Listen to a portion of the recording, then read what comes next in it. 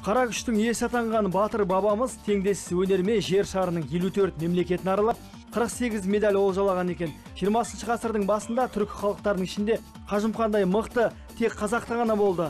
Мен деген небір мықты балуандардың мысы басылып, тауы шағылды. Қажымқанның күрес қожайындарының, төрешілердің сан мәрте әділетсіздігіне белі бүгілмеді, еңсесі түспеді. Алып күш иесінің тұңғыш рет әлемдік деңгейдегі көрінген шағы 1906 жыл еді. Алманиядағы дүниежүзілік сайыста әлем чемпионы атанады. Қажымқан көбінесе шетте жүрді ғой. Шын айту керек. Шетте жүрді ғой. Осы енді солай болды өзі. Бала кезінде үшіде Атбасарда екірді құлдық қызмет жасап жүрді. Соң қалдық болып ақша жинап бұны неге жіберді?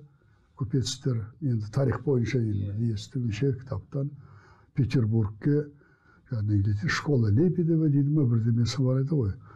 Вот содан кейін только Қазақстанға революция болғаннан кейін барып қайтып келді ғой.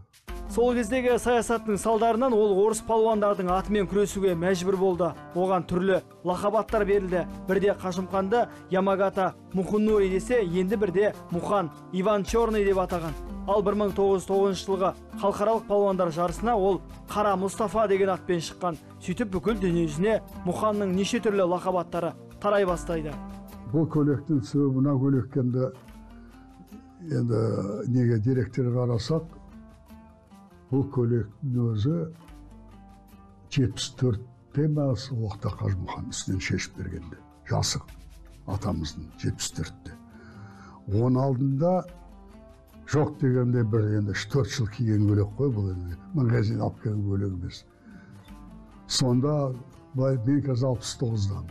Сонда жоқ дегенде бұл көйлек 75-76-дағы көйлек. Көйлектің несін айтам уақытын. Но бұны біздің семьяға тиген несі бәрі болғаны сол бала тұрмаған семьяда бізде. Шетіне берген. Врач айтқан, басында отырған ғой врач уже. Не будет уже, болмайды деген. Уже температура түспейді. Қалайша дедінде. Соны Қажымқан кіріп келді дейді. Неге? Киіз үйге кіріп келді. Кәні барыс деп, әкем аты барыс деп. Баланды көрсеттіп, сол үйкеде жатқан баланы алып, Қажымқан күші ретінде бай білмеймін. Алып тұр былай, қарап кішкентай тұрды да, тойынды бастай бер, өлмейді бала депті.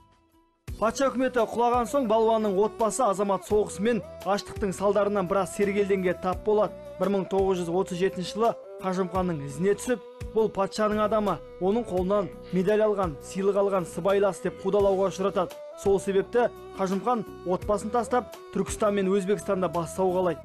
Өмірінің соңғы кезеңі Түркістан жерінде өтеді. Бүгінде Темірланда балуанға арналған ескерткіш пен музей бар.